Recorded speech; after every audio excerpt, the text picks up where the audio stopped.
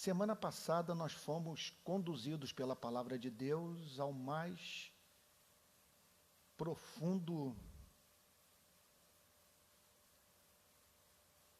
pessimismo quanto ao estado espiritual da humanidade. Na nossa última exposição bíblica, nós vimos o diagnóstico que o cristianismo faz sobre a condição espiritual do homem. Ninguém jamais em toda a história da humanidade apresentou relato tão dramático, tão angustiante, tão até mesmo desesperador como o apóstolo Paulo fez em Efésios 2, de 1 a 3. É coisa de você perder a esperança quanto à possibilidade de políticas públicas mudarem a realidade de um país como o nosso, por exemplo. É coisa que nos faz perder a esperança de que esteja em nossas mãos a capacidade de criar sociedades, conforme se costuma dizer, justas, fraternas, igualitárias. Porque o quadro realmente, permita-me repetir, é dramático. O apóstolo Paulo afirma, nos versos de 1 a 3, que o homem sem Cristo está em estado de morte. Veja, absolutamente incapaz de, por si mesmo, responder aos apelos de Deus, da sua palavra, do seu próprio coração, morto. Ele vos deu vida, estando vós mortos. Em seguida, o apóstolo Paulo descreve a humanidade como sujeita a 3 espécies de escravidão: a escravidão ao mundo, à carne e ao diabo, eliminando por completo o conceito que muitos têm na mente de livre-arbítrio, pois não há liberdade nenhuma num texto como esse, que nos apresenta o homem como escravo de si mesmo, da cultura que o cerca e de forças inteligentes e espirituais perversas.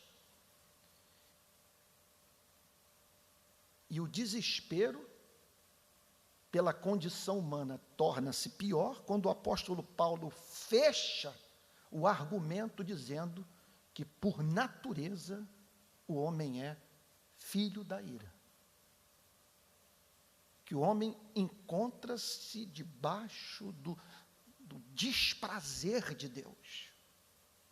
Que Deus olha para a disposição da alma humana. O que move a nossa espécie e, consequentemente, a desembocadura prática das nossas paixões, com profundo desprazer, o que o leva a fazer oposição ao homem. Meu Deus, é impressionante como que a vida revela, conforme diz o apóstolo Paulo na carta aos Romanos, no capítulo 1, no verso 18, que Deus manifesta a sua ira à humanidade. Porque para onde nós olhamos, nós vemos Deus sinalizando para o homem o fato de que há alguma coisa de equivocada em nós, que impede Deus de derramar sobre a nossa vida aquela bênção que é prometida para os santos no céu. Esse é um mundo de tragédias naturais, é um mundo de doenças em que a humanidade está sujeita a um processo inexorável de envelhecimento e morte. O que houve, gente? Por que nós duramos pouco? O veredito bíblico é esse que nos foi apresentado pelo apóstolo Paulo, conforme examinamos na semana retrasada, em Efésios 1, versículo 3.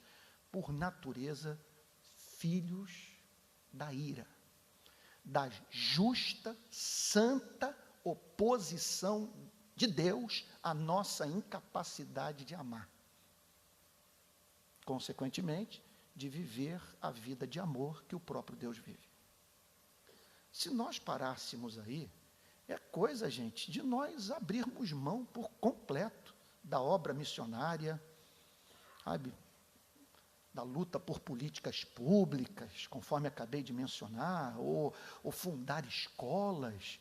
Agora mesmo, acabei de dar uma entrevista para a Agência Brasil, e o jornalista me fazendo essa pergunta: o que o senhor tem a dizer sobre essa onda de linchamento no nosso país? Agora, ontem, lincharam mais um, só que na Rocinha. O sujeito foi levado para o hospital com seu corpo todo perfurado por um instrumento cortante. O que está vendo com o homem?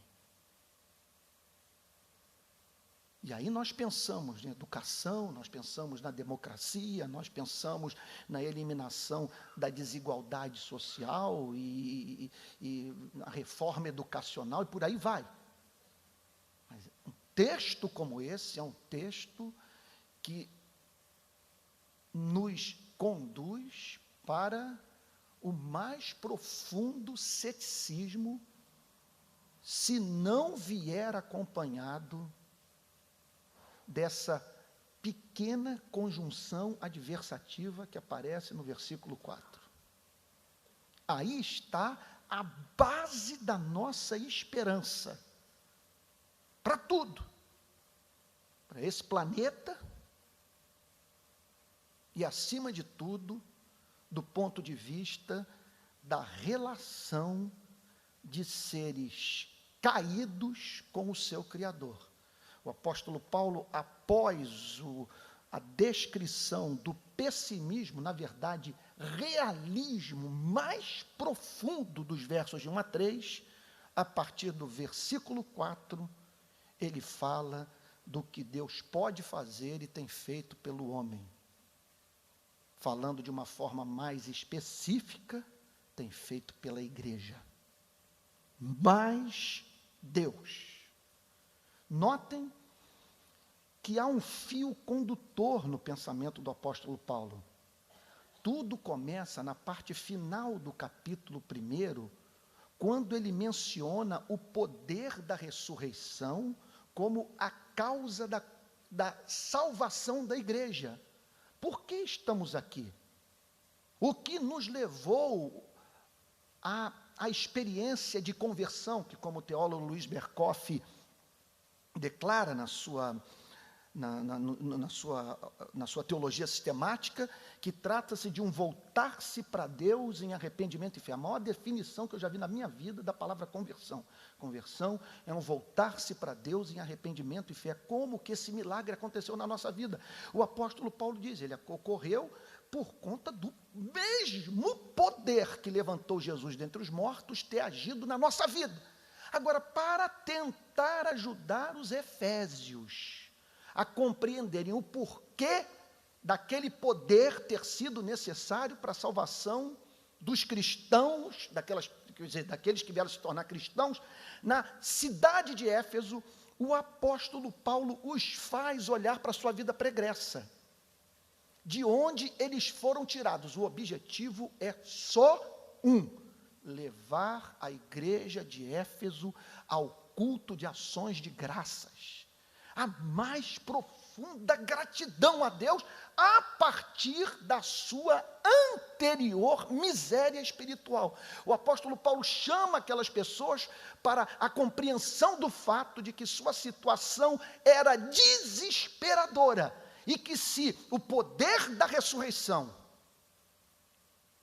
por força do amor gracioso de Deus, não tivesse agido na vida daquelas pessoas, por meio do trabalho missionário da igreja, elas se encontrariam até aquele dia em que essa epístola foi escrita, sob a influência do mundo, da carne e do diabo. Pare para pensar agora na sua vida. Pense.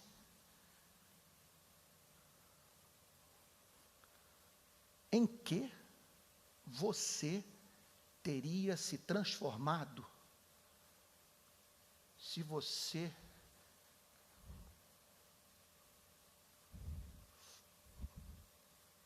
continuasse a ser e hoje fosse barro nas mãos do mundo, da carne e do diabo? Pare para pensar nisso. Não há nada que mais me leve a cair de joelhos do que parar para pensar no que seria da minha vida sem esse mais do versículo 4. Em nome de Jesus, dedique-se agora. Eu sei que é uma tortura. Mas ao exercício de você parar para pensar na vida da criatura que tem a sua personalidade moldada pelo mundo, pela carne e pelo diabo. Imagine você sem a força, sem o poder, sem a operação do Espírito Santo, sujeito às paixões do seu coração, operando de modo inexorável. Imagine você absolutamente marionetado pela cultura desse século e exposto às influências de seres perversos. O que nós seríamos hoje? Que formato? Meu Deus, é coisa assustadora. Eu fico a imaginar, meu Deus, o que eu seria hoje, em que eu teria me transformado. Eu não estou falando apenas de riqueza e pobreza. Eu não estou falando apenas de você ser bem casado ou mal casado. Eu estou falando sobre sua personalidade, seu ser, seus valores, suas paixões, seus interesses.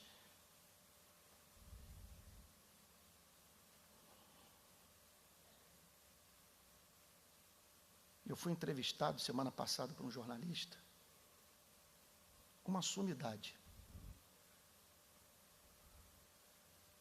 E ele disse para mim o seguinte: Antônio, eu li o seu livro.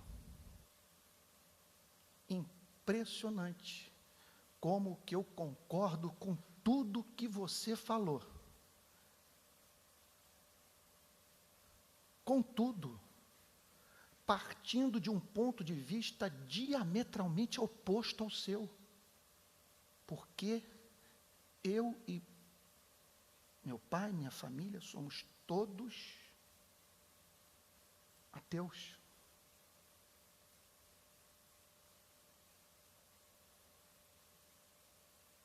Para mim, a vida é regida pelo acaso. E nada tem sentido. Mas, por algum motivo, Antônio, impressionante,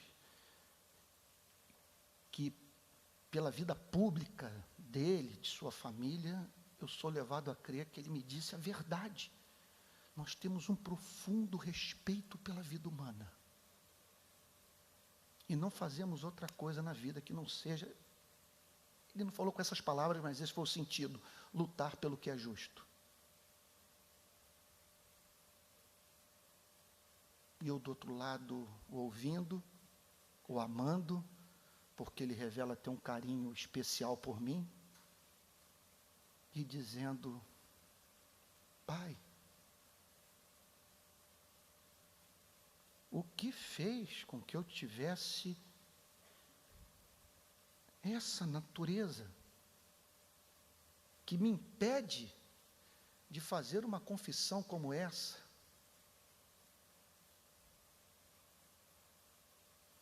Ou me impede de fazer uma confissão como essa sem surtar, sem infartar, sem me desesperar, muito obrigado, sem minha vida entrar em colapso.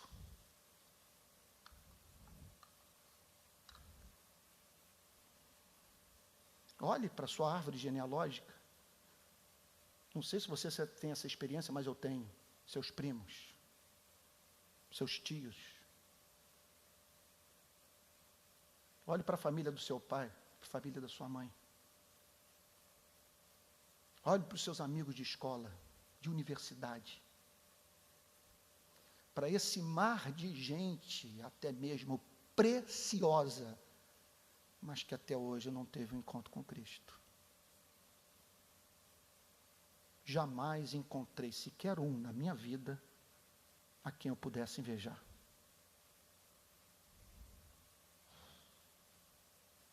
Bendito o dia em que esse mais passou a fazer parte da nossa biografia. Mas Deus, sendo rico em misericórdia. O apóstolo Paulo agora, isso é tão glorioso. É lamentável vocês estarem expostos à pregação de homem como eu e não ter aqui alguém mais santo, porque nós estamos diante de algo santíssimo. É coisa assim que, se for comunicada no poder do Espírito Santo e recebida por ouvidos santos, é coisa de arrebatar a alma. De você cair de joelhos, de você não conseguir conter as lágrimas, porque no final do capítulo 1, o apóstolo Paulo é taxativo: vocês só estão aqui, só fazem parte dessa congregação cristã em Éfeso, porque o poder da ressurreição operou na vida de vocês, e foi necessário que esse poder infinito atuasse na vida de vocês, porque vocês estavam mortos, eram por natureza filhos da ira, e estavam sujeitos à escravidão do mundo, da carne e do diabo. Aí chega no verso 4, mas Deus, sendo rico em misericórdia. E aí o apóstolo Paulo tenciona ajudar os efésios a entenderem o porquê eles, aqui é um mistério, e não os demais. Como que eles conseguiram se livrar de toda aquela sorte de miséria espiritual? O que os sacou daquele estado? E por que motivo o poder de Deus foi liberado para que eles encontrassem vida? O apóstolo Paulo só podia encontrar uma explicação: o amor divino. Mas algo mais específico do que o amor, que é eu diria, a virtude mais ampla, dentro da qual estão presentes as mais diferentes expressões desse amor. O apóstolo Paulo menciona a palavra misericórdia. Mas Deus, sendo rico em misericórdia. Ao dizer que Deus é rico em misericórdia, o apóstolo Paulo está ressaltando o fato que é da natureza de Deus se compadecer do que sofre. E que é da natureza de Deus ser movido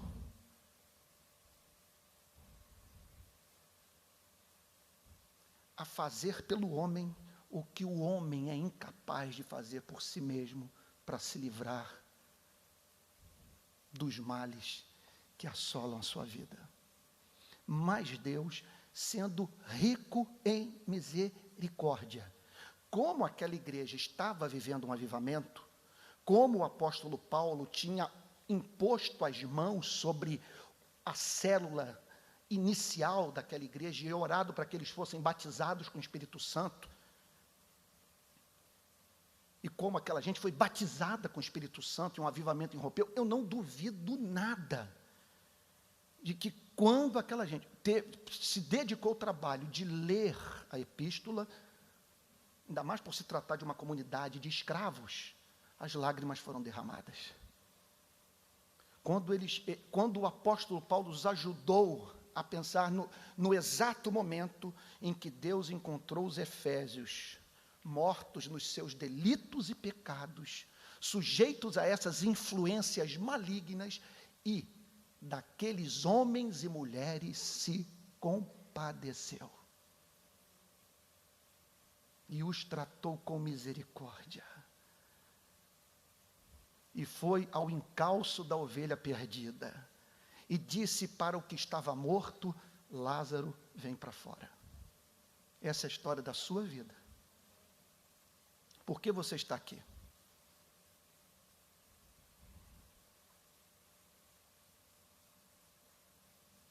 Se você compreender o motivo,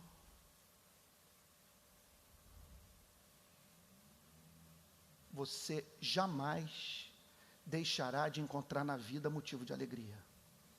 Você está aqui porque Ele o amou com amor misericordioso. Quer a sua história seja a história de alguém que foi criado num lar evangélico?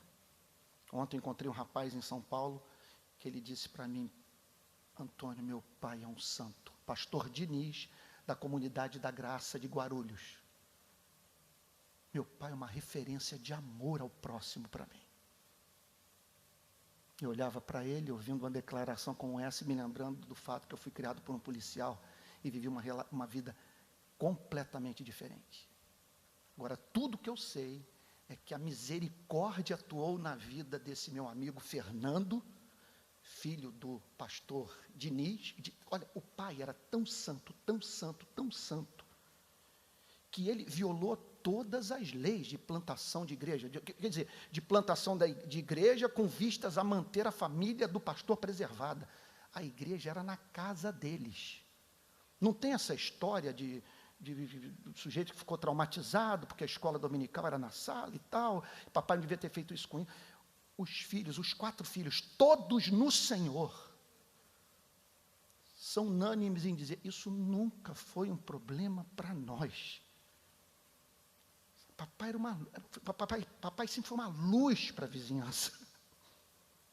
E ontem, quando eu saía da casa dele, ele insistindo em pegar minha mala, porque ele queria de alguma forma dizer que me amava, eu via obcecado com a ideia de alguma forma de lavar os meus pés e me dizer que ele me amava. Que pessoa preciosa, gente.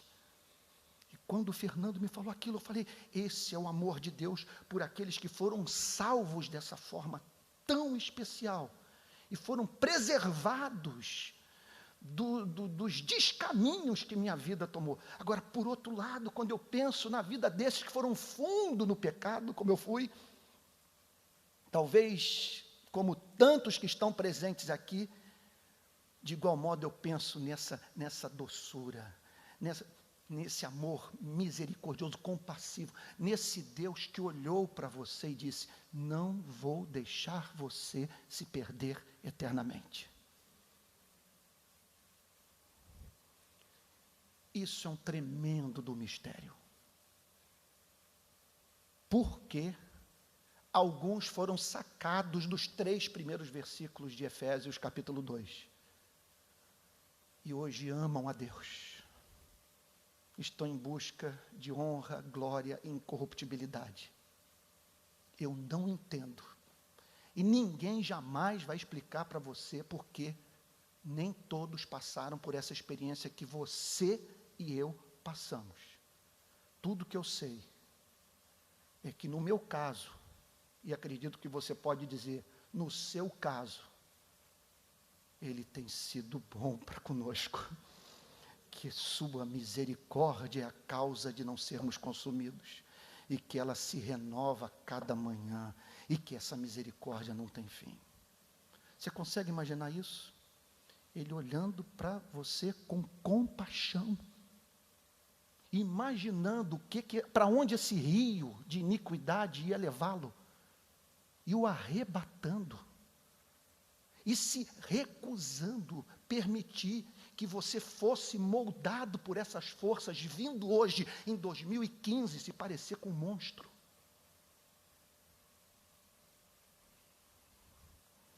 Mas Deus, sendo rico em misericórdia, aí, isso é um poema, por causa do grande amor com que nos amou, não é um amor qualquer, é um grande amor. Então, que Deus agora me dê a alma do pastor, do Josué, a alma poética, o grande amor. Isso é uma linguagem poética. Não é um amor, é um grande amor. Porque é um amor que enfrentou uma grande iniquidade, um grande pecado, um grande ato de insurreição. E é um amor que demandou um grande sacrifício. Porque uma coisa é você ser objeto do amor de alguém que fez algo por você sem grande sacrifício pessoal. Outra coisa é você saber que sua vida deve-se à morte de um outro. Por isso que o apóstolo Paulo fala aqui sobre o grande amor com que nos amou. E a palavra amor, que é uma palavra superior à palavra misericórdia, quer dizer, a misericórdia é uma expressão do amor, tem o sentido, entre outras definições, de conduzir o objeto desse sentimento na direção do plano original de Deus para a sua vida. Quando a Bíblia diz que por causa do grande amor, foi por causa do grande desejo de fazer com que você se tornasse superior aos anjos, de você fazer parte da comunhão da Trindade, de você brilhar como as estrelas no firmamento por toda a eternidade, se tornar parecido com Cristo, e Ele dizer para você, finalmente, eu me vejo na sua vida, você se parece comigo, e eu me deleito na contemplação da sua beleza, uma vez que ela reflete a minha glória. Isso é amor. Amor. Mas Deus, sendo rico em misericórdia. Agora, a dificuldade de você estudar a Bíblia assim, verso por verso, que você não consegue avançar. Agora, porque nós já falamos da misericórdia, já falamos do amor. Agora, pense na excelência desse ser que o tratou com misericórdia e com amor. Você foi objeto da misericórdia e, olha, se isso não trouxer alegria para o seu coração, não tem mais esperança, nem para a minha vida, para a vida de ninguém. Porque não há notícia mais gloriosa, mais santa do que essa. Nada que possa mais consolar profundamente o nosso coração. Nós fomos objetos da misericórdia e do amor, não de um superanjo, mas de um ser infinito, perfeito em todos os seus atributos, que nesse exato momento, pelo poder da sua palavra, comanda todos os sóis, todas as estrelas, todas as galáxias, átomos e moléculas, e Ele se compadeceu de você, e decretou incluí-lo no seu plano eterno, que tem como objetivo maior separar dentre a humanidade pecadora um povo para a honra e glória do seu Criador. Mas Deus, sendo rico em misericórdia, por causa do grande amor com que nos amou, e estando nós mortos em nossos delitos. Então, olha o contraste da misericórdia, do amor com os nossos delitos. Veja só, ele se compadeceu e amou os que não eram dignos, o que significa que permeia o verso 4, uma outra expressão desse amor, que pelo menos nesse ponto da mensagem, permanece subentendida. Aquele doce amor que a Bíblia chama de graça. Ele tratou com misericórdia e com amor criminosos, aqueles que não eram dignos da sua bondade. Estávamos mortos em nossos delitos. O que isso significa? Nós estávamos mortos. Quer dizer, você lê uma passagem como essa, não há como atribuir a salvação da igreja ao homem. Nós estávamos mortos, não havia como nós respondermos ao Evangelho e sentirmos prazer, por exemplo, num capítulo da Bíblia como esse. Nós estávamos mortos, nós não tínhamos vida com Deus, nós odiávamos a Deus. Nós vivíamos em função exclusiva do nosso bem-estar pessoal. E nessa fome e sede de felicidade, relativizávamos a verdade, passávamos por cima do próximo. Estávamos mortos em nossos delitos, e estando nós mortos em nossos delitos, é interessante que ele fala nós, judeus e gentios, nos deu vida juntamente com Cristo. Estando nós mortos, ele nos deu vida. Em que consiste esta vida? Consiste em você não apenas crer em Deus, mas ver excelência nele, e o amar, e o adorar na beleza da sua santidade, e se tornar humilde de espírito, e vir a chorar pelos seus pecados, e depender única e exclusivamente do sangue de Cristo, e não do seu desempenho moral para herdar a vida eterna. É amar as pessoas, é ver excelência na igreja, é ter prazer de servir a igreja, é comer e sentir o sabor da comida, por você encontrar alguém no universo a quem você pode adorar. E receber cada bênção temporal como uma declaração do amor daquele que o viu morto nos seus delitos e pecados, e que por um ato de pura misericórdia o redimiu. E estando nós mortos em nossos delitos, nos deu vida juntamente com Cristo. E aqui nós entramos na gloriosa doutrina da união mística da igreja com Jesus, tão cara para a teologia reformada.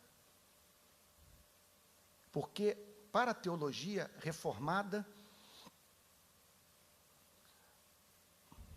há um pacto que é anterior ao pacto de Deus com o homem. É um pacto revelado especialmente no Evangelho de João, entre as pessoas da Trindade. Em que consistia esse pacto? No Pai eleger um povo para o seu louvor, o Filho assumir a incumbência de dar sua vida por esse povo, e o Espírito Santo o compromisso de aplicar os frutos desta obra redentora na vida do povo eleito.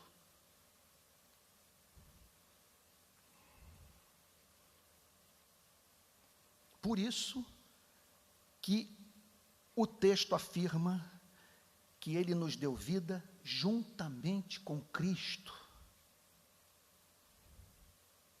Porque nós estamos ligados a Cristo.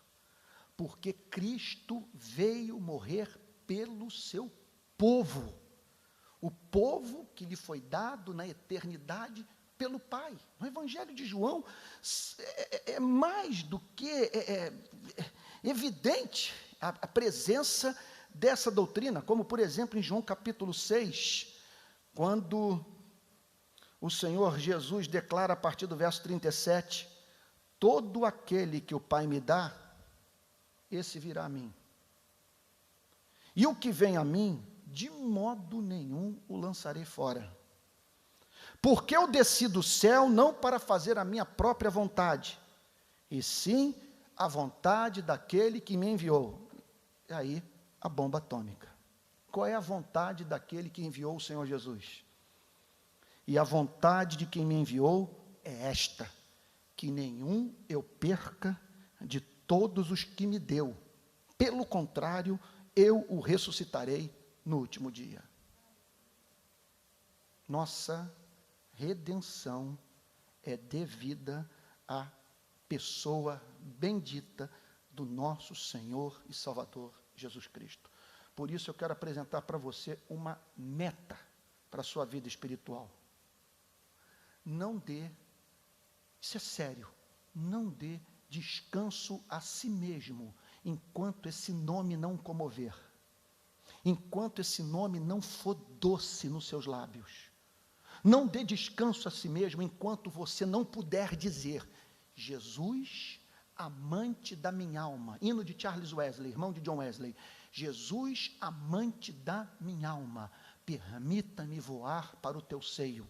Não dê descanso a si mesmo enquanto você não puder se juntar ao místico católico Bernardo de Claraval e dizer, Jesus, o só pensar em ti enche-me o peito de dulçor. É essa a sua experiência? Você está dirigindo o carro, de repente esse nome bendito vem à sua memória. E você tem vontade de falar na língua dos anjos. Sei lá, de expressar de alguma maneira esse amor, essa gratidão. Esse nome o comove, esse nome é excelente, esse nome é amável.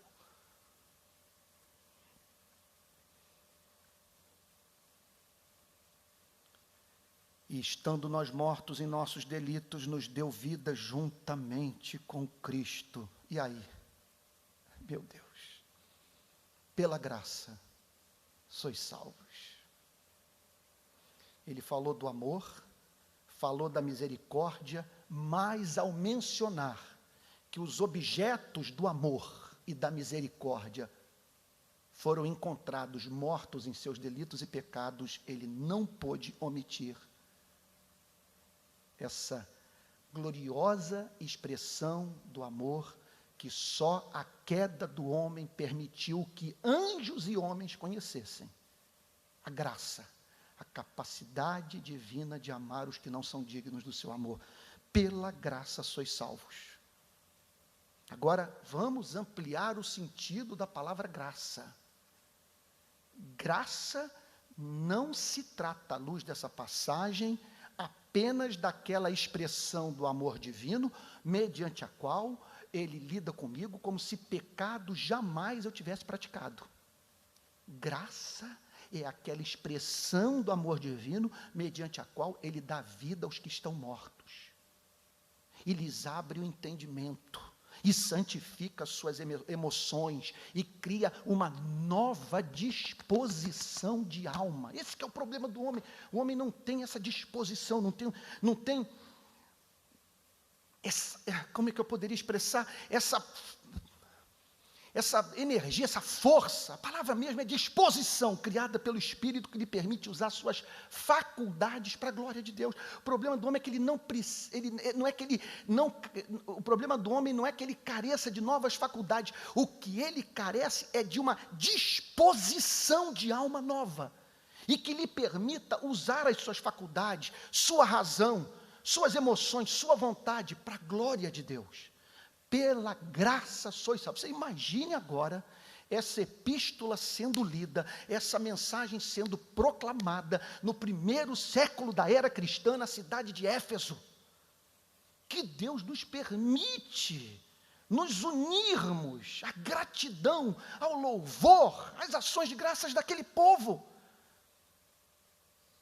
que foi encontrado em estado de encanto, de louvor, de ações de graças, por ter sido objeto de um amor, de uma misericórdia, das quais não eram dignos o povo. Verso 6. Meu Deus, e juntamente com ele nos ressuscitou. Porque como nós estamos unidos a Cristo, como nós somos corpo de Cristo, a teologia reformada ressalta o fato de que tudo que aconteceu com Cristo, aconteceu com a igreja. Cristo morreu, nós morremos com Ele. Cristo ressuscitou, nós ressuscitamos com Ele. Agora que coisa linda, Ele nos ressuscitou, nos deu vida, nos deu novas afeições, novos interesses, novas paixões, novas ambições. Ele nos deu vida, Ele nos ressuscitou, agora nós temos vida. Nós olhamos para o Criador, olhamos para uma noite estrelada, olhamos para uma criança, para a beleza do amor entre um homem e uma mulher, entre outras expressões mais da bondade de Deus, e devolvemos ao Criador, com ações de graças, essas manifestações da sua benevolência para com os homens. E juntamente com Ele nos ressuscitou. E aí agora, gente, olha a linguagem. Essa coisa era ensinada na igreja, e o apóstolo Paulo tinha isso como algo absolutamente prático. Olha o que ele diz: e nos fez assentar nos lugares celestiais em Cristo. Por que esse verbo, assentar? Porque Cristo é visto assentado, porque Ele completou sua obra, porque Ele reina ao lado do Pai, e porque nós somos ramos da videira, porque nós somos noiva do Cordeiro, porque nós somos membros desse corpo, nós estamos assentados também. Aí talvez você esteja perguntando: mas Antônio, aqui estou eu no Rio de Janeiro, andando, usando transporte público, enfrentando o engarrafamento do caos urbano dessa cidade, e lidando com a crise econômica do meu país, e passando pelas mais diferentes espécies de luta, de tribulação, de tentação. Qual é o sentido disso? Em como é que eu posso experimentar uma coisa como essa? Qual é a praticidade do que está sendo falado?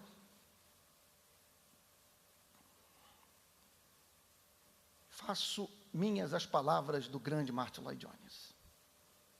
Estar assentado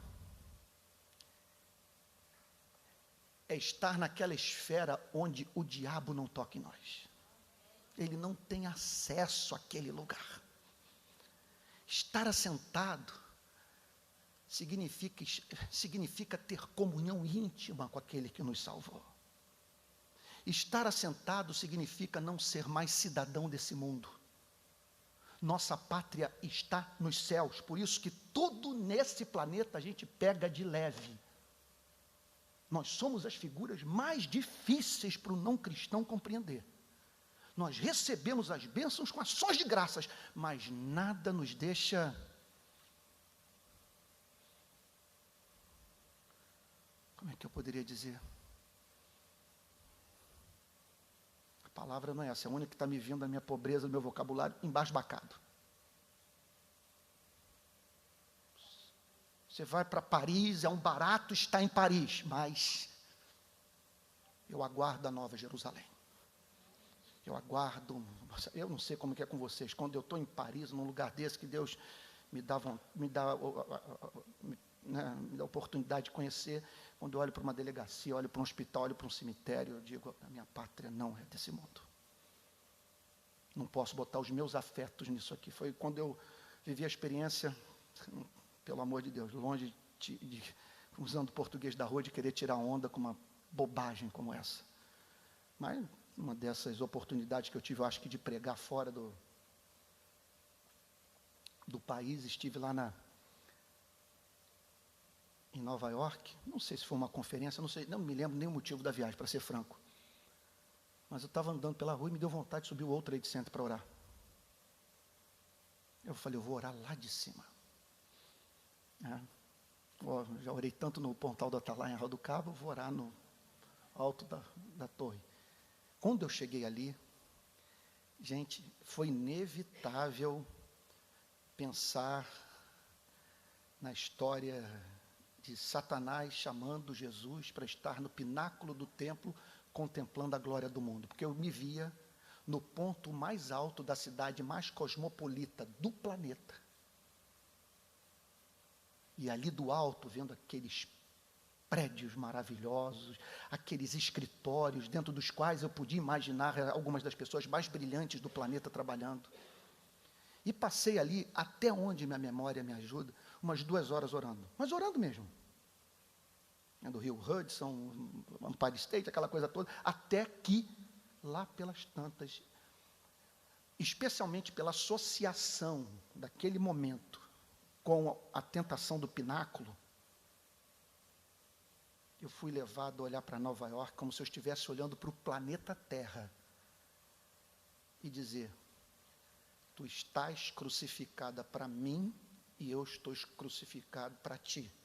Eu aguardo uma cidade que não precisará da luz do sol para ser iluminada, porque a glória de Deus iluminará a todos. Quando aquelas torres desabaram, o que me causou uma depressão de uma semana, eu fiquei uma semana triste, pensando naquela desgraça toda, na estupidez humana. Meu coração, por outro lado, se encheu de ações de graças pelo fato do Espírito Santo ter me ensinado a não botar minhas afeições nesse mundo que passa, com sua concupiscência. Pela graça sois salvos, e juntamente com Ele nos ressuscitou e nos fez assentar nos lugares celestiais em Cristo. Definitivamente nós não somos mais desse mundo. Agora, olha a declaração, é até uma maldade eu tratar dessa passagem do jeito que eu estou abordando, porque cada versículo desse é coisa de você dedicar um sermão inteiro. Mas como eu quero terminar a exposição antes da segunda vinda do Salvador, estou procurando aqui ver o que de mais importante pode ser encontrado nessa passagem, deixando passar muito do que poderia ser falado. Olha o objetivo de tudo: para mostrar nos séculos vindouros. Para mostrar nos séculos vindouros, para mostrar na eternidade. É óbvio que é alguma coisa que toma como referência o movimento da Terra em torno do Sol, mas aqui a linguagem é da eternidade. Para mostrar nos séculos vindouros. Ele está falando de alguma coisa que, preste atenção nisso, em nome do Senhor Jesus. E se isso não o encanta, se isso não o internece, eu não vou chegar ao ponto de fazer com você o que dois músicos fizeram comigo, mas que você peça a Deus graça para entender o mistério. Porque qual foi o erro que eu cometi? Encontrei um músico da época da Bossa Nova, um grande baterista, e caí na asneira de dizer para ele que a Bossa Nova me deprime, e que eu não suporto Bossa Nova. Ficou louco comigo, mas eu não fiz para ofender. Sabe, nem sei como que foi o diálogo, eu sei que eu posso lhes garantir que eu não introduzi o assunto para ofendê-lo, para tripudiar sobre ele, para menosprezá-lo, ou coisa do gênero. Simplesmente chegou um ponto da conversa que eu falei que mesmo comportamento eu tive com a moça fascinada pelos Beatles. E eu caí na asneira de dizer para ela: eu não entendo o funcionamento da minha alma, porque desde que os Beatles me foram apresentados na década de 60, eu me lembro, eu com 6 anos de idade, deu uma zebra na televisão, me lembro até hoje disso, tela preta e branca e os Beatles cantando Michelle. Nunca tive atração por aquilo. Um bloqueio com os Beatles. E quando me apresentaram o Emerson, Lake and Palmer pela primeira vez, eu falei: que é isso? E outros grupos mais, um alemão chamado Triunvirat, eu ouvi pela primeira vez, eu falei: que beleza! E até hoje músicas que me acompanham. E os Beatles, para quê? Essa minha amiga virou-se para mim, ela disse assim: Antônio, isso não é coisa que se fale. Eu falei: minha irmã querida, eu entendo que eles foram um divisor de águas, e que é por isso que eu sinto um fosso entre mim e meu pai.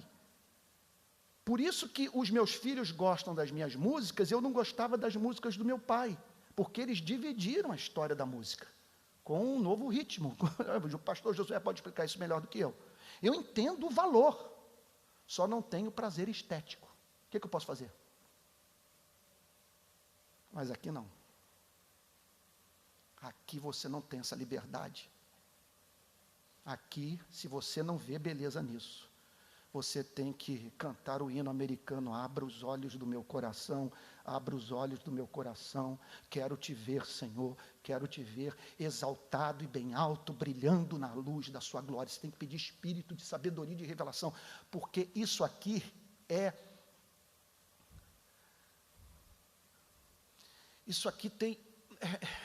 tem como característica uma beleza eterna.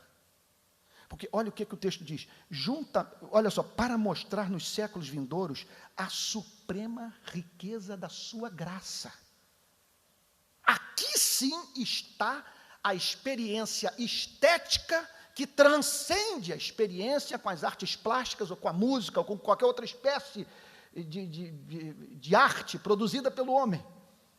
Aqui é a experiência estética que se adapta ao espírito dos anjos e dos homens, para mostrar nos séculos vindouros a suprema riqueza da sua graça. Está dizendo o seguinte, que por toda eternidade nós vamos nos ocupar com o amor gracioso de Deus, e o amor gracioso de Deus revelado na vida de cada um de nós. Esse vai ser o grande tema, o fundamento da adoração, para mostrar nos séculos vindouros a suprema riqueza da sua graça. Por toda eternidade nós vamos adorá-los como um Deus gracioso. E essa é a grande ruptura que houve na história universal, até onde nós sabemos. Porque aí a gente entra no campo da conjectura. Durante não sabemos quantos anos, os anjos adoraram a Deus, e as criaturas inteligentes, existem outras, além dos anjos, os arcanjos, os querubins, adoraram a Deus, pela beleza da sua santidade, pelo seu amor revelado por suas criaturas racionais. Só que com a queda, foi inaugurada uma nova fase da adoração no universo. Aí que está o mistério. A gente fica escandalizado de dizer que Deus sabia da queda. E a boa teologia calvinista vai ter que dizer corajosamente, a queda fazia parte dos decretos. Tem um amigo que ele disse a seguinte coisa: antes de Deus dizer, haja luz, ele disse, haja cruz. Como que essa frase não foi falada por mim em primeiro lugar? É difícil você ter que dizer que não é sua, né? Porque Jesus foi crucificado antes da fundação do mundo. E essa história que nos perturba, um Deus soberano que não foi pego de surpresa. O homem caiu, e agora? Não há texto bíblico que nos leve a sentir compaixão por Deus. A Bíblia não nos estimula esse tipo de amor. A nós só nos cabe cair de joelhos diante de um ser que é eternamente feliz. Contudo, se a queda não estivesse incluída no decreto divino, nós jamais o adoraríamos como Deus que é capaz de amar os que não são dignos do seu amor. Então a Ele toda honra, toda glória, todo louvor pelos séculos dos séculos.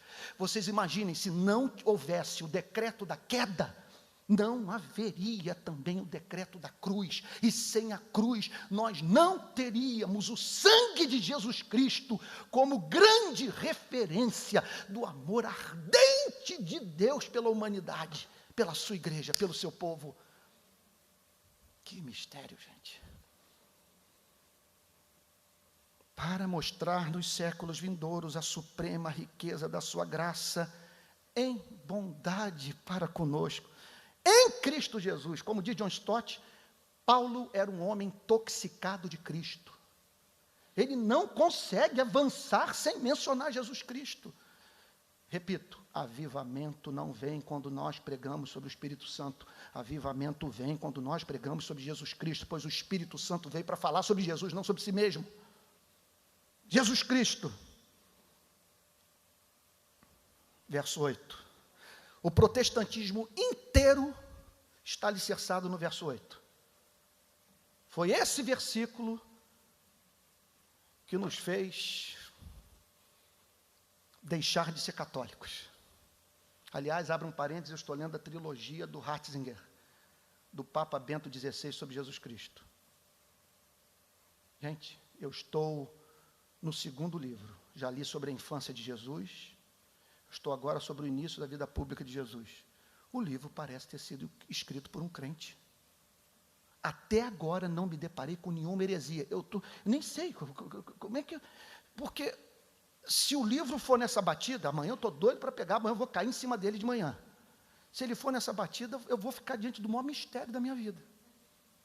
Como que esse homem conseguiu conhecer o Cristo que eu conheço e permanecer no catolicismo? Estou falando daquela estrutura eclesiástica, dentro da qual há pessoas convertidas.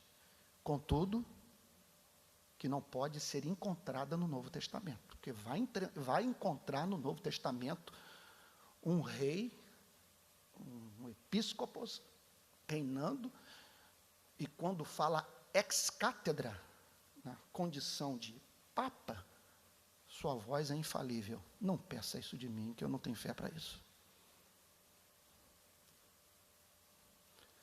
Verso 8. Daqui a 2 anos nós vamos comemorar 500 anos da Reforma, que haja muita festa no Brasil. E aqui está o verso 8, mostrando o porquê da Reforma Protestante. Porque pela graça sois salvos mediante a fé. Por causa desse amor imerecido, não éramos dignos, nós fomos salvos. E de que maneira? De que modo? Como que nós nos apropriamos da salvação? O apóstolo Paulo diz, mediante a fé. E aí, você pode, nesse ponto, dizer, mas olha a participação humana. Olha o mérito da fé. Olha como que Deus honrou os nossos esforços. E aí o apóstolo Paulo, em seguida, põe por terra toda soberba, para dizer que até o meio necessário para a obtenção da salvação foi dado pelo Espírito Santo. Isto não vem de vós, é presente de Deus. É o Espírito Santo que opera no espírito humano, levando o homem a confiar em Jesus Cristo, a ver excelência no Evangelho e depositar sua esperança no Cordeiro. Pela graça sois salvos mediante a fé. E isto não vem de vós. Aí é uma disputa na teologia, na interpretação de Efésios sobre isto não vem de vós. É a graça ou é a fé? Seja qual for a resposta, é o amor imerecido de Deus, a grande causa da nossa salvação. Porque a graça não se origina em algo que Deus tenha visto em nós e que tenha atraído o seu amor pela igreja. E a fé é pura expressão da graça, uma vez que sem a confiança no Evangelho, ninguém se salvaria. Portanto, olha, a afirmação mais importante da noite. Fé não é obra, é meio.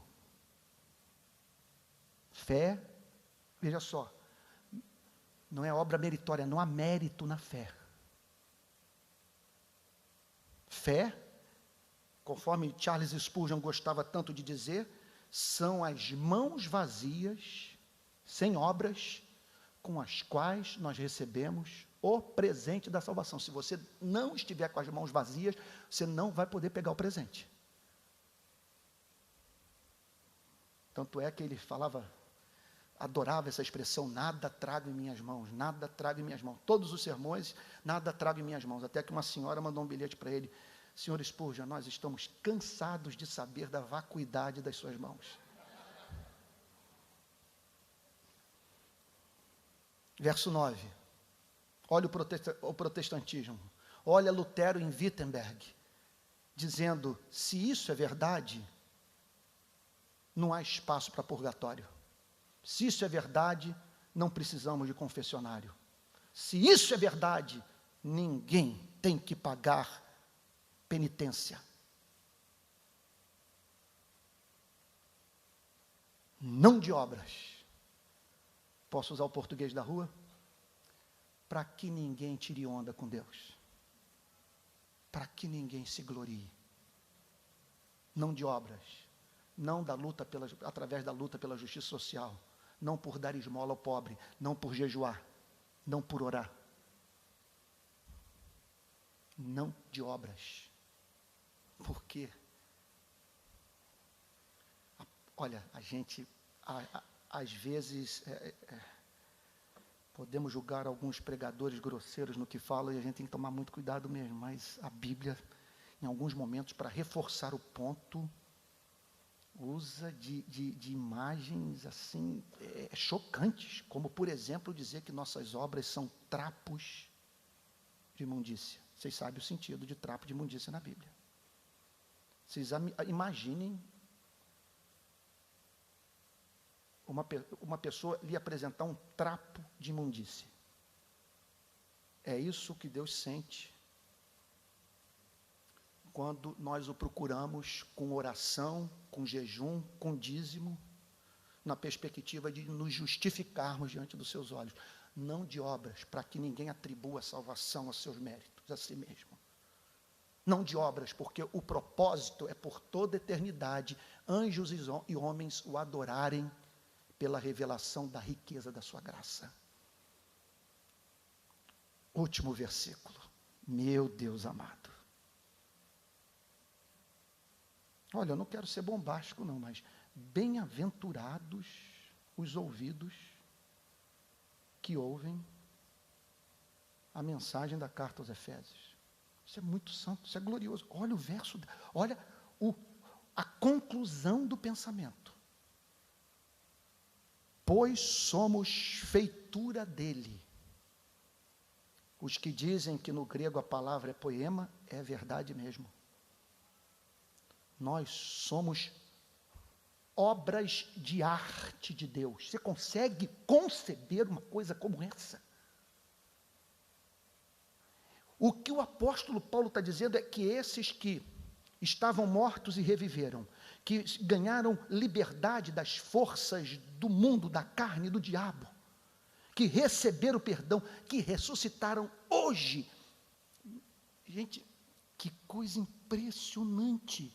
Nós éramos, me permitam fazer uma digressão, Martin Lloyd Jones diz que você observa na pregação do apóstolo Paulo, no Novo Testamento, uma quantidade muito grande de anacolutos. Ele começa a frase e, de repente, passa para um outro assunto, se esquecendo do que estava falando. E o Martin Lloyd Jones diz que ele achava isso extraordinário.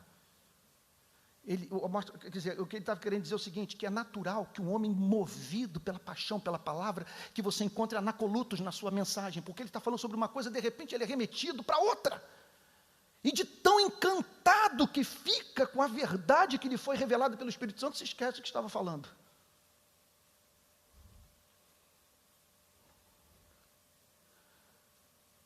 Nos versos 1, 2 e 3, 3 mãos nos moldavam. O mundo, a carne e o diabo. Você era massa mole, você e eu, nas mãos do mundo, da carne e do diabo, sendo gradativamente transformado num monstro. Quando chegamos no verso 10, nós vemos o Pai que nos elegeu, nos tirando dessa obra infernal, nos arrebatando para si e passando a nos moldar, tendo como referência a pessoa bendita do nosso Senhor e Salvador Jesus Cristo.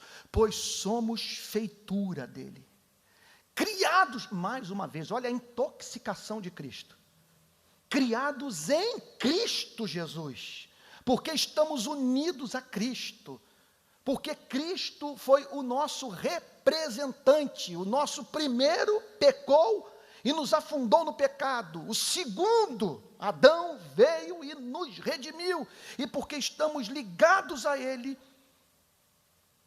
nos tornamos feituras feituras de Deus, criados em Cristo Jesus para as boas obras. Então vejam que aqui elimina-se a ideia de que uma vez que nós estamos na graça, somos livres para pecar. Porque ele está dizendo que o amor que elege, o amor que salva pela graça, é o mesmo que designa o objeto desse amor para a prática de boas obras, para uma vida em santidade. Martin Lloyd Jones diz o seguinte: e se você resistir o propósito original de Deus, Deus vai quebrar você. Que terrível coisa é ser objeto do amor de Deus. E Ele não vai desistir da meta de transformá-lo num vaso de honra.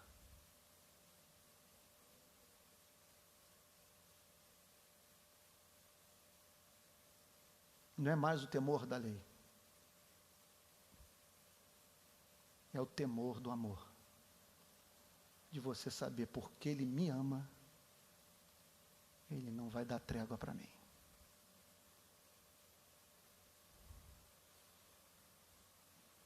Boa obra. O que é boa obra? O que é boa obra?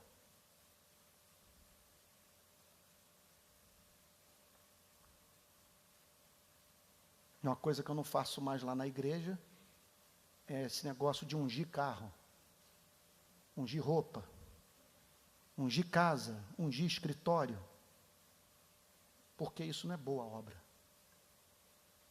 Boa obra é apenas o mandamento prescrito pela palavra de Deus.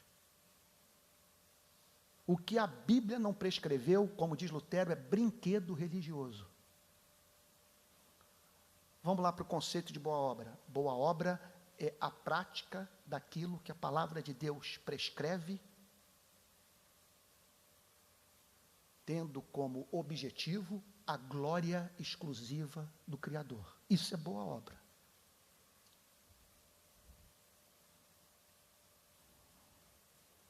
Pois somos feitura dele, criados em Cristo Jesus para boas obras, as quais Deus de antemão preparou para que andássemos nelas. Na eternidade, Ele decretou que nós seríamos salvos, tornados santos e pelo Espírito levados a praticar aquelas obras que têm o seu louvor, que Ele preparou de antemão na eternidade como parte do seu plano todo abrangente, para que andássemos. Isso aqui é um hebraísmo. Andar significa viver. Para que vivêssemos na prática delas, não na prática ocasional, mas como um modo de vida. Gente, chegando agora aqui nesse verso 10, não é coisa da gente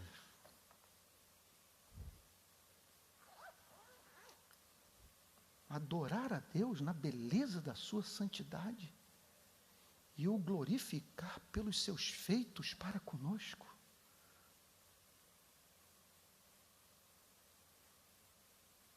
Meu Deus do céu! Onde nós vamos encontrar algo como o que nós acabamos de ver?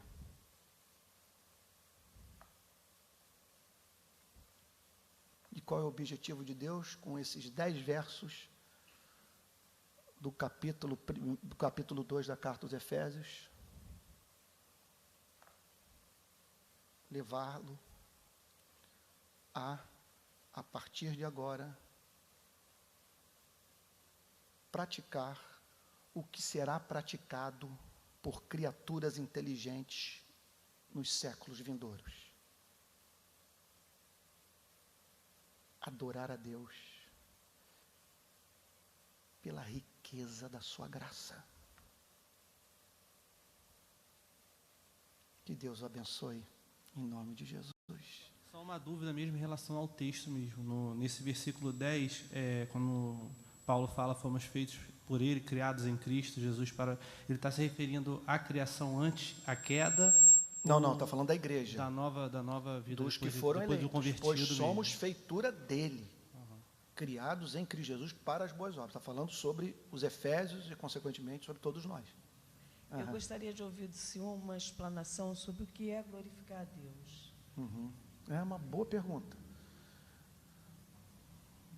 Glorificar a Deus é racionalmente exaltar com os lábios, com a vida, as suas excelências, as suas perfeições. É o revelar da beleza da sua santidade. Por isso que nós vemos nos Salmos vários versículos com o salmista chamando as pessoas a adorarem a Deus. Sabe, então eu glorifico a Deus quando eu o exalto, quando eu magnifico, quando eu revelo as suas excelências, a sua formosura, a beleza da sua santidade. Quando eu vivo de uma tal maneira que pessoas são levadas a dar glória a Ele, pela revelação que o meu testemunho pessoal fez das suas revelações, da sua revelação e da minha ligação com Ele. Então eu glorifico a Deus quando eu o exalto, quando eu adoro na beleza da sua santidade, quando eu torno conhecido. Eu me sinto profundamente humilhado por essa palavra e meio perdido desse momento em diante. E sei que também, de alguma forma, em algum momento, nessa reflexão que você traz, tem um lugar de angústia e um lugar de impotência. Como é que você lida com esse lugar em que você aguarda a graça, aguarda o socorro e o seu coração se sente impotente de fazer alguma coisa?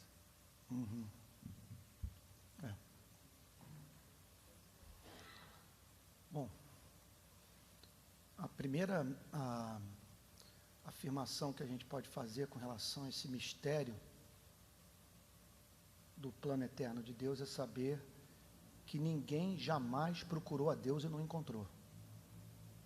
Não vai acontecer jamais de uma pessoa dizer: eu procurei com todo o meu ser e não encontrei porque o Senhor não me predestinou.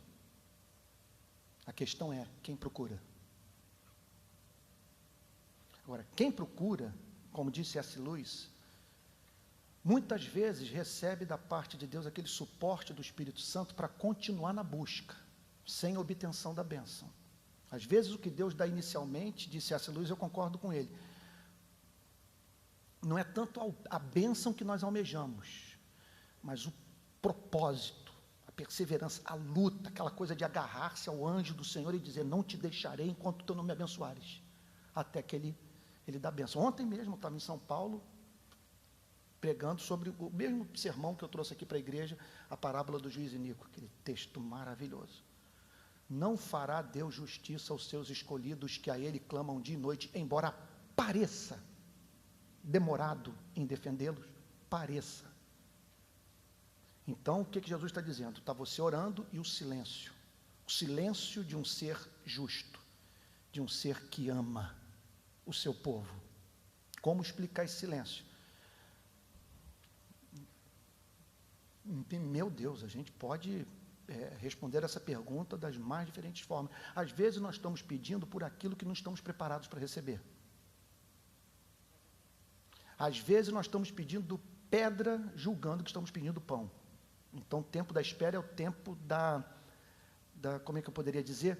O tempo da revisão, posso usar essa palavra, da revisão da nossa oração, de nós revermos a nossa oração, de nós abrirmos mão, de nós largarmos o bom a fim de nos abrirmos por excelente. Pode acontecer isso. Pode acontecer também porque Ele é soberano. Tem seus caminhos, tem seus planos, e só na eternidade Ele vai dizer o porquê. Sabe? Nós não vivemos no universo antropocêntrico. Nós vivemos no universo em que Ele é o centro da adoração, o propósito de todas as coisas, e muitas vezes nós temos que juntar Abacuque e dizer: O justo viverá pela fé. E ainda que o Senhor não evidencie o seu amor na terra, continuarei vivendo mediante uma fé implícita na sua bondade. Tem isso. Ele também pode adiar a bênção para nos manter aos seus pés. Porque às vezes a supressão de algumas das suas misericórdias nos leva a buscar a sua face. Tudo que nós sabemos é que é impossível a oração não ser ouvida. Pode ser que ela não seja atendida nos termos em que nós a apresentamos, mas é impossível, porque a natureza de Deus o impede de se fazer de surdo para a oração de quem o busca. Ele zela pela sua palavra, e ele disse: buscar-me-eis e me achareis quando me buscar de todo o vosso coração. É impossível procurá-lo e não encontrá-lo. Agora, muitas vezes pode acontecer, também é isso, de nós não nos colocarmos na rota da bênção, sabendo que Jesus vai passar por Jericó, não subirmos no sicômoro para vê-lo. Então, essa sabedoria dos antigos, faz parte, é um aspecto muito presente na espiritualidade puritana. Embora você saiba que tudo é obra da graça de Deus, você separa tempo para ser santo. Você procura estar nos locais onde Jesus Cristo costuma se manifestar.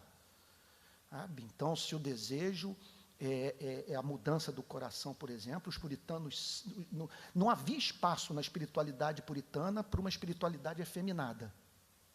Eles costumavam dizer: separe tempo para ser santo. Se você quer ser santo, você precisa lidar com o campo do coração como você lida com o seu campo, sabe, com a plantação, como você lida com os seus negócios. Então, aquela frase de John Stott, num dos seus livros: semeie um pensamento, colhe uma ação; semeie uma ação, colhe um hábito; semeie um hábito, semeie um hábito, colhe um caráter; semeie o caráter, colhe a vida. Então é luta, é disciplina, é oração, não abrir mão da ceia do Senhor, dos cultos na igreja local, sabe, é uma autodisciplina. Esmurro o meu corpo e o reduzo à servidão, para que, tendo pregado a outros, não seja eu mesmo desqualificado. É arrancar braço, arrancar olho, tirar a perna, pegar o caminho estreito e tomar o reino de Deus por violência. Se agarrar ao anjo. Então a Bíblia nos estimula muito a essas ações, sabe, e não há alternativa. Nunca, não há passagem bíblica que nos estimule a ficar numa reunião de oração, esperando uma visitação do Espírito Santo que resolva todos os nossos problemas, e que a partir então daquela experiência sobrenatural estejamos eximidos da obrigação de vigiar, de lutar. Como alguém já disse, talvez essa frase seja minha mesma, não sei, que eu copio tanta gente, vivo de plágio, mas quando você se converte, só um minutinho, querido, para eu poder falar, quando a gente se converte, nós não recebemos um pijama para dormir, mas uma armadura para guerrear. Não há mínima dúvida que nós estamos num terreno minado, que nós estamos atravessando um deserto de serpentes abrasadoras. Alguém tem dúvida disso? Por isso, aí os puritanos, eu gostava desse tipo de pregação, eu amo muito. Eu não sei se foi Robert Murray McCheyne que disse: até uma mosca ousa pousar sobre um leão que está dormindo. Então vigie, durma com a sua armadura. Eu amo essas pregações. Pois não, querido? Já vamos terminar. Pastor Theo está ali de olho em mim, para a gente respeitar o horário. Ele está totalmente certo, seguindo a filosofia do fundador dessa igreja, né, do grande plantador. Meu filho, é melhor o povo dizer foi bom, pena que foi pouco, a dizer foi bom, pena que foi muito. Pregue pouco, meu filho. Pois não. É a última questão, então, a última pergunta, e passo para o pastor Theo. Eu queria entender, quando o pastor falou sobre língua de anjos, que língua é essa? O senhor falou responder, ouvir e falar em línguas de anjos. Isso, olha, esse não é o tema da mensagem de hoje. Então, não gostaria de me ater muito a essa questão. O que eu estou dizendo é que eu não sei se é a experiência dos irmãos. Eu não oro em línguas estranhas, mas já não foram poucas as vezes que eu tive desejo de falar alguma coisa que eu não conseguia exprimir, que eu não conseguia traduzir com a língua portuguesa. Eu não vou continuar a pergunta porque não é o assunto, mas é porque foi falado. Isso, Né? foi falado, por isso que eu estou respondendo. Batismo com o Espírito Santo e em línguas de anjos. Não, Por isso- isso eu fiz a pergunta. isso eu não Falar em falei. línguas de anjos. Não, né? isso eu não falei, Não porque eu não falou? acredito. Não acredita? Não, eu não acredito que o batismo com o Espírito Santo seja inexoravelmente seguido pela evidência de línguas estranhas, porque isso não é ensinado pela Bíblia. Sim. Sabe? Então, talvez eu entendi errado. Né? Não, a sua participação foi muito boa. Eu mencionei o tema e acho que você fez uma pergunta honesta e que a mim me cabe lhe dar uma resposta honesta, embora o tema central não seja a língua dos anjos. Correto. O tema central são as doutrinas da graça reveladas de 1 a 10 do capítulo 2 da carta aos Efésios. Mas como eu fiz menção, estou lhe dando uma resposta básica sobre o tema. Sabe? Eu acredito na contemporaneidade dos dons, se você tem interesse em saber. Não vejo texto bíblico que me leve a crer que... Não há uma passagem bíblica que diga que eles cessaram. E é isso. E agora, não vejo nas Sagradas Escrituras o batismo como Espírito Santo como experiência que necessariamente tem que ser seguida pela evidência de falar em línguas estranhas, que é um dom que, inclusive, você depois observa na história da igreja, nos grandes avivamentos que houve, que não se manifestou na vida de homens. Jonathan Edwards nunca orou em línguas, Calvino, Lutero, homens que deram grande evidência de serem cheios do Espírito Santo. Então, muito obrigado pela sua pergunta. Eu lhe agradeço. Tá bom? A pergunta só foi feita porque mencionou. Isso, muito obrigado. Foi uma pergunta boa. É só o exercício de nós sempre nos atermos ao tema central da mensagem, tá bom? Mas muito obrigado e gostaria muito que nas próximas vezes você participasse, que muito nos honra a sua presença e sua participação. Espero que todos saiam daqui dizendo, nessa noite Deus alimentou minha alma. Em nome de Jesus. Que você saia daqui amando mais a Jesus.